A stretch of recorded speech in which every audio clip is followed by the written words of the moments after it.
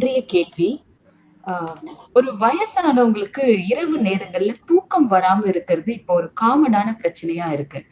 நெறைய பேர் sleeping bills போட்டா தான் தூக்கம் வருது அப்படின்ற ஒரு சூழலுக்கு தள்ளப்படுறாங்க. சோ இதுல இருந்து எப்படி வெளியில வருவது? நம்ம மருந்து எதுவும் எடுத்துக்காம இயற்கையாவே நல்லா தூங்குறதுக்கு உண்டான வழிகள் என்ன? நம்ம இதுக்கு முன்னாடியே மனித மூளை சம்மந்தப்பட்ட ஒரு 15 வீடியோ கொடுத்துருக்கோம். அதில் இந்த தூக்கத்தை பற்றி ஒரு வீடியோ கொடுத்துருக்கோம். நம்ம அதனுடைய அந்த கான்செப்டை தான் கொடுத்துருக்கோம். நீங்கள் கேட்குற கேள்வி ஒரு முக்கியமான கேள்வி. நமக்கு வயதாக கிட்டத்தட்ட 40-45 வயதிற்கு மேல் தூக்கம் கொஞ்சம் கொஞ்சமாக குறைய ஆரம்பிக்கும். அது எல்லாருக்கும் நடக்கக்கூடிய ஒரு ஃபினாமினன். அது இதில் என்ன தூக்கத்துக்கு பேசிஸ் என்ன அப்படின்னு கேட்டிங்கன்னா, மூளையில் இருக்கக்கூடிய அந்த பீனியல் கிளாண்டில் சுரக்கக்கூடிய செரட்டோனியம் ஒன்று, மெலட்டோனியம் ஒன்று. அதே மெலட்டோனியம் வயிற்றில் இருக்கக்கூடிய நுண்கிருமிகள், லாக்டோபாசிலஸ் பாக்டீரியாஸ், ஒரு பர்டிகுலர் டைப் நம்மளுக்கு இன்னும் கொஞ்சம் மெலட்டோனியம் ப்ரொடியூஸ் பண்ணி கொடுக்குது. இதில் இப்போ என்ன கண்டுபிடிச்சிருக்காங்க, அந்த மைக்ரோபியம் சப்ஜெக்டில் என்ன நவீன விஞ்ஞானத்தில் கண்டுபிடிச்சிருக்காங்கன்னா, நம் வயறு அதிலிருந்து வேகஸ் நர்வ்னு ஒன்று பிரெயினுக்கு போய் கனெக்ட் ஆகுது, நம்ம மூளைக்கு. ஸோ நம்ம வயிற்றுக்குள் இருக்கும் நுண்கிருமிகளுக்கும் மூளையில் உள்ள நுண்கிருமிகளுக்கும் இந்த வேகஸ் நர்வ் ட்ராக் வழியாக நிறைய தகவல் பரிமாற்றம் நடக்குது அப்படின்றத இப்போ தான் பார்க்க ஆரம்பிச்சிருக்காங்க. இன்னும் இதை முழுமையாக பார்க்குறதுக்கு ரொம்ப வருஷம் ஆகும். பட் ஓரளவுக்கு பார்த்துட்டாங்க, அடிப்படையை பார்த்து தெரிஞ்சுக்கிட்டாங்க. நம்ம தவறான உணவு முறை, நேரமற்ற உணவு முறை, அப்புறம் ரசாயனங்கள் கலந்த உணவு முறை, இந்த மாதிரியெல்லாம் நம்ம அப்புறம் அதிகபட்சமான மது பழக்கம், இதெல்லாம் வரும்பொழுது நம்மளுடைய வயிற்றுக்குள் இருக்கிற அந்த லாக்டோபாசிலஸ் நுண்கிருமிகள் நிறைய அழிஞ்சு போகுது. அது அழிஞ்சு போகிறதுக்கு இன்னொரு முக்கியமான காரணம் நவீன விஞ்ஞானத்தில் மருத்துவத்தில் இருக்கக்கூடிய அந்த மருந்துகள். ஆல்சோ நம்ம ஓரல் மெடிசன்ஸ்லாம் சாப்பிட்றோம். Antibiotics, anti inflammatory, antacids, pain killers, இதெல்லாம் கூட நம்ம வயிற்றுக்குள்ளே இருக்கிற அந்த பூச்சிகளை அந்த நுண்கிருமிகளை ஒரு அளவுக்கு மேலே அழிச்சிருச்சுன்னா அது பாடி ரீபில்ட் பண்ணுறதுக்கு ரொம்ப நாளாகுது. அதனால தான் இப்போ அந்த ப்ரோபயோட்டிக்ன்ற கான்செப்டை பார்த்து அதுக்குண்டான உணவு எதுன்னு எல்லாமே பண்ணிகிட்ருக்காங்க.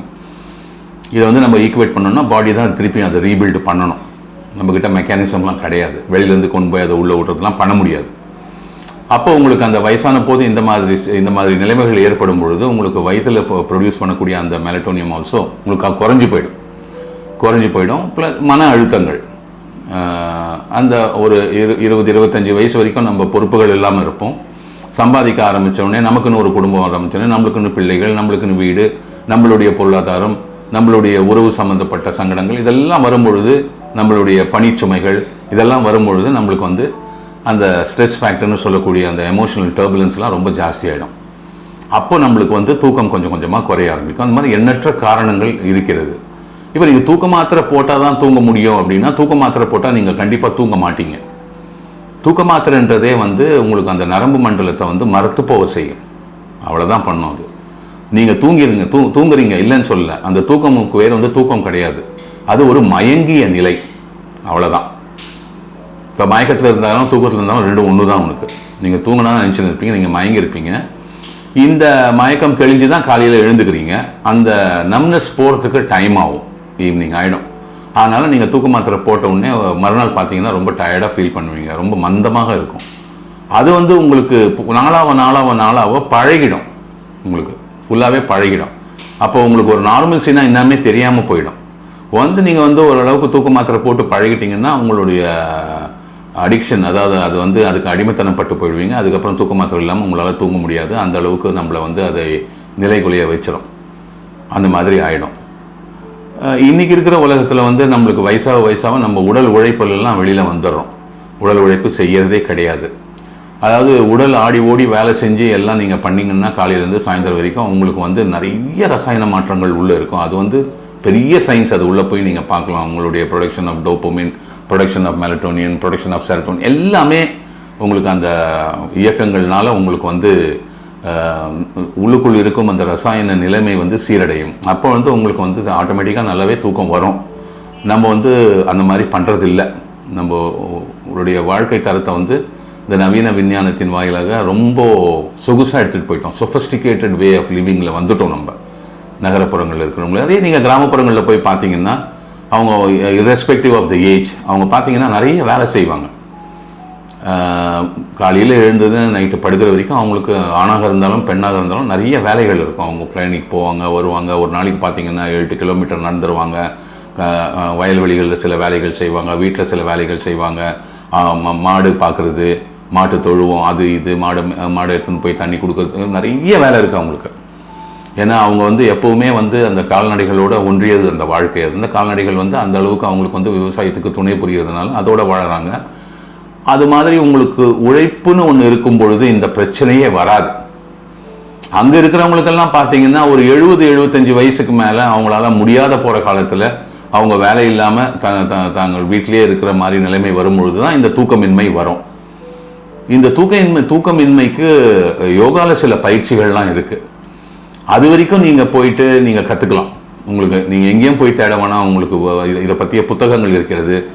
இதை பற்றிய உங்களுக்கு வந்து இளையதளத்தில் நிறைய உங்களுக்கு யோகா எந்தெந்த யோகா பயிற்சிகள் வந்து உங்களுக்கு தூக்கத்துக்கு துணை புரியும் என்ற அந்த ஒரு தகவல்கள்லாம் உங்களுக்கு நெட்டில் இருக்குது. இதில் ஏதாவது ஒன்று தேடி பிடிச்சி நீங்கள் எடுத்து அந்த ஒரு 6லேருந்து 8 ஆசனங்கள் இதை காலை மாலை நீங்கள் செஞ்சீங்கன்னா கண்டிப்பாக உங்களுடைய தூக்கத்தை நீங்கள் சீரான நிலைக்கு கொண்டு வந்து உங்களால் அந்த 6 மணி நேரம் 7 மணி நேரம் தூங்க முடியும். ஆனால் நம்ம மூளையை அதுக்காக செலவு பண்ணுறதில்லை. இதெல்லாம் போய் நம்ம கற்றுக்கிறதில்லை. இதெல்லாம் இந்த மாதிரி இருக்கும்னு ஏனையர்களுக்கு தெரிவதும் இல்லை. தூக்க மாத்திரை வந்து இதுக்கு விடையாவது. தூக்க மாத்திரைக்கு நீங்கள் அடிமையாகி விட்டீர்களானால் அதுக்கப்புறம் அது உங்களை வந்து பலவிதமான பிரச்சனைகளுக்கு கொண்டு போய் விட்டுடும். கொஞ்சம் கொஞ்சமாக காலம் போக போக இந்த தூக்க மாத்திரையை பயன்படுத்த உங்களுக்கு வந்து உங்களுடைய மனித ரசாயனம் வந்து சீராக கெட்டு போகிறதுக்கு நிறைய வாய்ப்பு இருக்குது. அதனால் தூக்க மாத்திரையை என்றைக்குமே அவாய்ட் பண்ணுறது நல்லது. இன்றைக்கி இருக்கிறவங்கலாம் 30-35 வயசுக்கு மேலேயே யாரும் சரியாக தூங்குறதில்லை. அதுக்கு வந்து நிறைய காரணங்கள் இருக்குது. நம்ம அதை பற்றி நிறைய பேசியும் இருக்கோம். அதனால் தூக்கம் என்பது மனிதனுக்கு மிகப்பெரிய, அதாவது லக்ஸூரியஸ் பார்ட் ஆஃப் லைஃப்.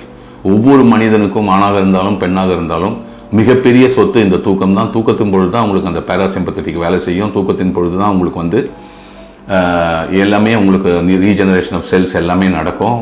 கல்லீரலில் வந்து பலவிதமான மாற்றங்கள் அடைந்து அது நிறைய வேலை செஞ்சிட்டு இருக்கோம். கல்லீரலுக்கும் தூக்கத்துக்கும் தொடர்பு உண்டு.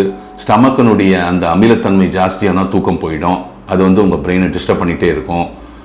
அது மாதிரி acidic part of the stomach is directly related to ஸ்லீப்னு நவீன விஞ்ஞானம் சொல்லுவாங்க. அது முற்றிலும் உண்மை. இதெல்லாம் வந்து நம்ம தெரிஞ்சுக்கிறது இல்லை. இதுக்கு உண்டான படிப்பெல்லாம் நம்ம போய் படிக்கிறது இல்லை, பார்க்கறது இல்லை, தெரிஞ்சுக்கிறது இல்லை. ஸோ தூக்கம் என்பது மிகப்பெரிய சொத்து. அதை வந்து உங்களால் சீராக வைத்துக்கொள்ள முடியும் என்றால் கண்டிப்பாக முடியும். வணக்கம், நன்றி.